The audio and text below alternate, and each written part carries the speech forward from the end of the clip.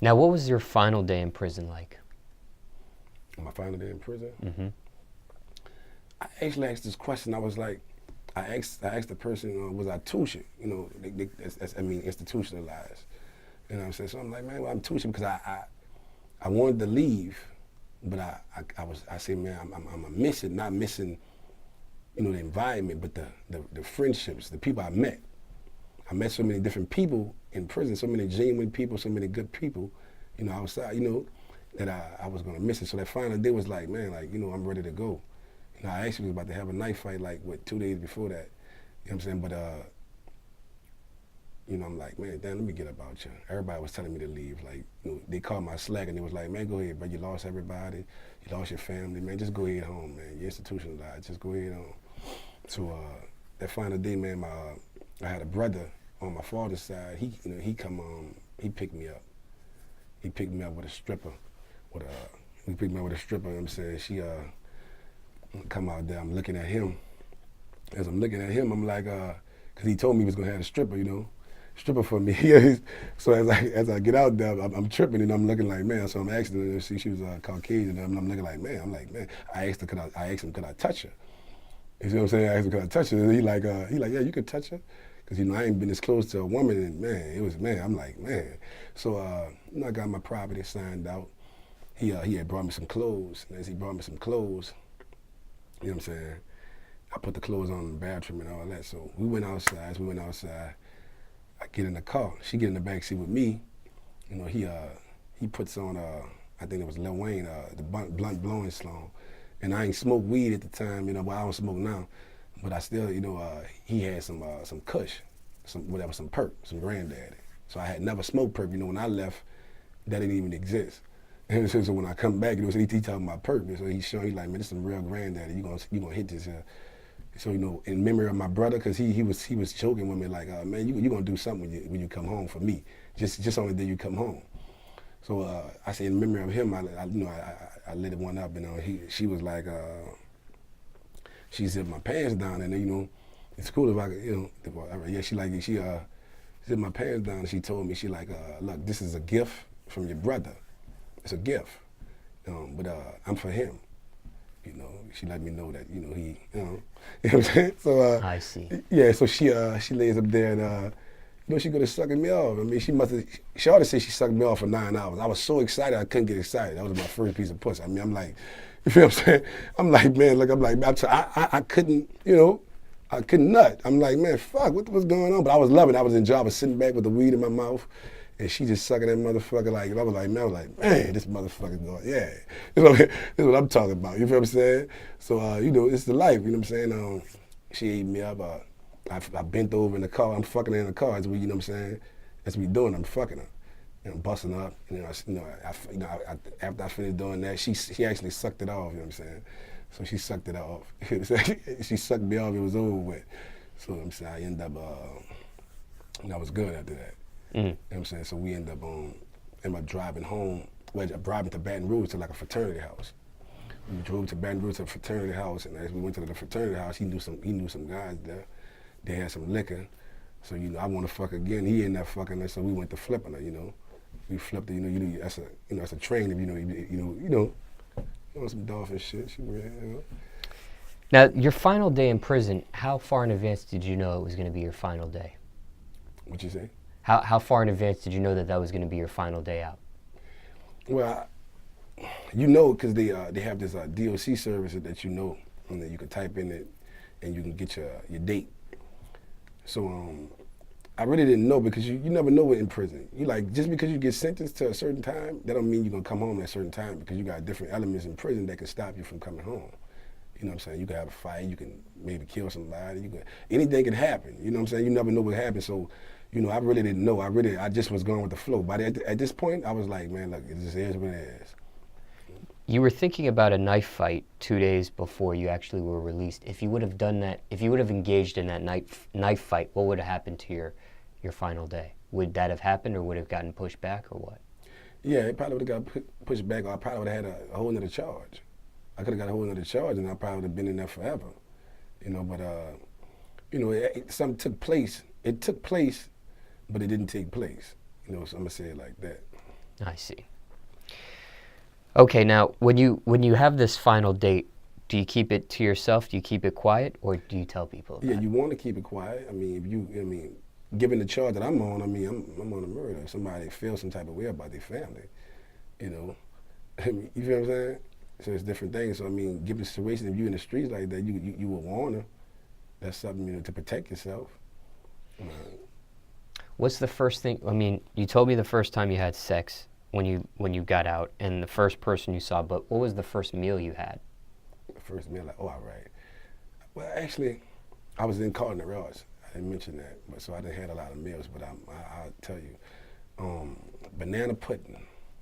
I wanted some banana pudding. Man, I'm to my cousin, well, my grandmother, she passed away, but she had this recipe for banana pudding. And so my cousin, she don't know one could make it.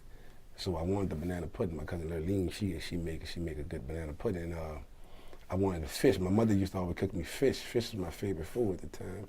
And pasta, shrimp fettuccine. So I wanted that. So I got that meal there. They fixed it for me. Now, I always wondered this. When you eat, you know, you're so used to eating these prison meals. When you finally eat a meal like this, you know, fresh out, does it stay in your stomach? Does it run through your stomach? It run through you. It's going to run through your stomach. Because you're not used to it? Yeah, the food is richer than the food that they're giving you. The food they're giving you is bullshit. They're giving you some shit that don't even matter. You know, your kid probably would need it. Your dog probably would need it. Now, you mentioned in this interview that you just ended up doing 10 months recently? Yes. And what was that for? Was that a violation of a probation or something like that? Yeah, I did a well, actually, all right. When I come home from out the murder, 9 months later, I went right back. I was shot. I actually got shot. I got shot. They tried to assassinate me on the bridge. They came behind a car. It was like a car behind another car. Shot the whole truck up. I actually got hit one time. You know, actually I hit God. You know, he spared my life. You know, you feel what I'm saying? But I actually got shot, so I know what it feel like. I know what it feel like to be shot. I know what the flame feel like. I know what it feel like they had that temper on you, like that. But the people, it was allegations that I was selling all kind of drugs outside the apartment. You know what I'm saying? You know, it was all kind of different drugs. And they said I had an SKS, you know, all kind of different guns inside the apartment that they called the Carter. You know what I'm saying? So they came inside the apartment, and they found a vest, a 0G ballistic vest. They found the SKS with the back chopped off, and they found the F&P pistol, 45 caliber. And they found some scales, digital scales, 2 digital scales, and 2 bags of piff, some weed. You know, and me and the mother of my child, you know what I'm saying, she, you know, she ended up going down for that charge with me. And she ended up telling them, letting them know that she was responsible for getting the guns.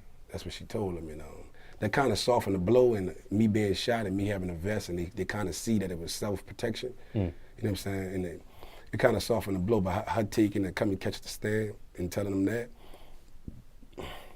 They end up asking me that will I take 5? You know what I'm saying? Will I take 5 with the good? They had this new law called the 110 Act. The 110 Act, which you do 40% of your time, your prison time, off any number. So if they were to offer me 5, it would be 2 years flat. But I'd come home and do parole time. So I ended up taking that 5 years. I took that 5 years and I ran with it. And I went to a program, a Blue Waters program that actually gave me some good time.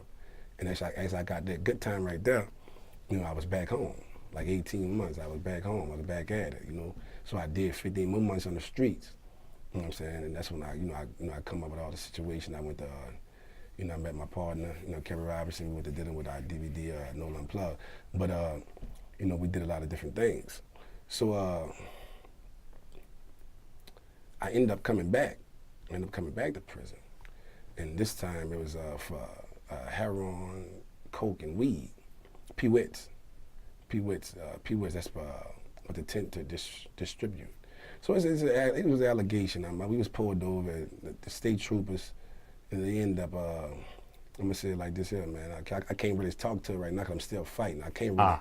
I'm still fighting right now. I'm really out on bond right now. Okay. So, I'm still fighting. So I can't really divulge deep into that case right there. Okay, understandable. Yeah, so, Man, that's tough. Yeah, so. Why, somebody looking at this, right, and listening to your story, right, they're going to say, you did 9 years. Why would you risk going right back in? And then you get out, and now you got another charge that is in the air. Somebody watching this would think that. What's your answer to that? What's your response to that? I mean, it's like this here. I mean, actually, at the end of the day, I was protecting myself. So the first 2 charges was all about self-protection. Like I said, self-preservation is the first law of nature. I'm going to protect myself. If protecting me is a crime, that it's wrong I did. I heard Kevin Gates say that. And, you know, I believe that. I mean, you know, they call it a crime, but, you know, the Louisiana laws are different. You see what I'm saying? And, you know, they tried to put you in jail. They tried to put you down. They tried to hold you down. In this situation, I was actually a passenger. I wasn't even supposed to be in jail. They put me in jail illegally. But, you know, it's circumstances that's something I have to deal with. It's a personal issue, but at the same time, I have to deal with that. Now, if a person looking at it and saying, all right, oh, man, why would he put himself in these situations? I mean, the environment. I mean, you got to change the environment. But, I mean, if you're in the trenches and, you know, you're at the bottom and, you know, it's not easy as one would think to come up out of it. Somebody might be like, well, why still live in Louisiana? Why not move in a different state where, you know, it can get your mind away from thinking about, you know, this type of environment and get you in a different environment? What's your response to something like that? In all honesty, every time that I tried to leave, I came to jail. I had a plan to leave the second time. I was leaving 5 days, and they came in the house. And this time, I was leaving that day, and I got pulled over. So it was kind of like the movie Heat when Robert De Niro had that last run.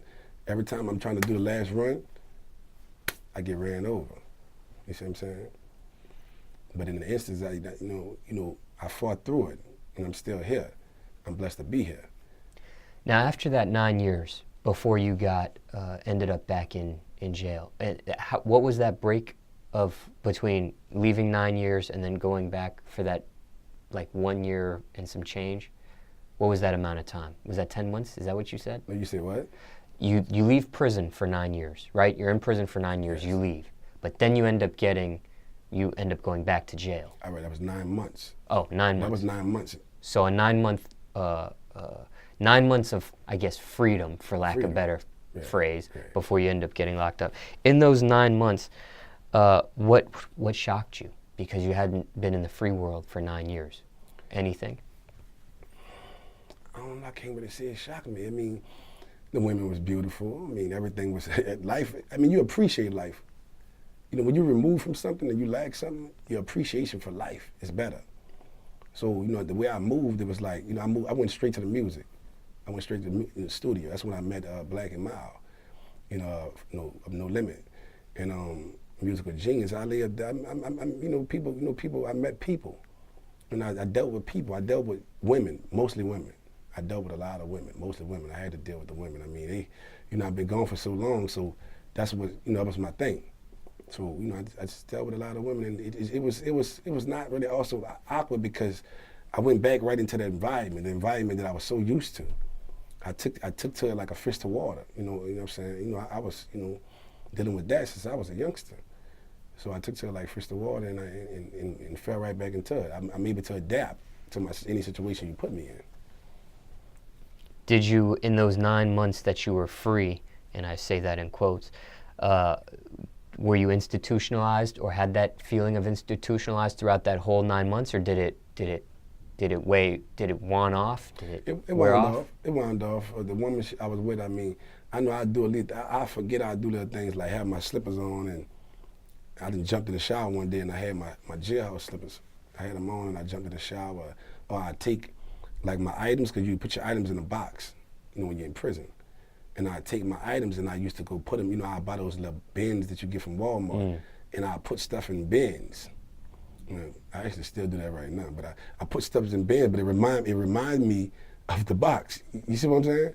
So I still kind of do it, but people would call it institutionalized, but I mean, they use this shit in the world. So I mean, why we, in the free world. But I mean, that's about the size of it. And she told me about it, and I was like, man, well, just let me work out the kinks. I mean, I'm just getting here. You know, some routines, if you have a routine for so long, man, a habit becomes a habit. And that habit is hard to break. You know, so, you know, that's what it is. What would you change about the prison system if you could, looking back at being in there for 9 years and then having to do a year and some more change, and now there's another open charge on you?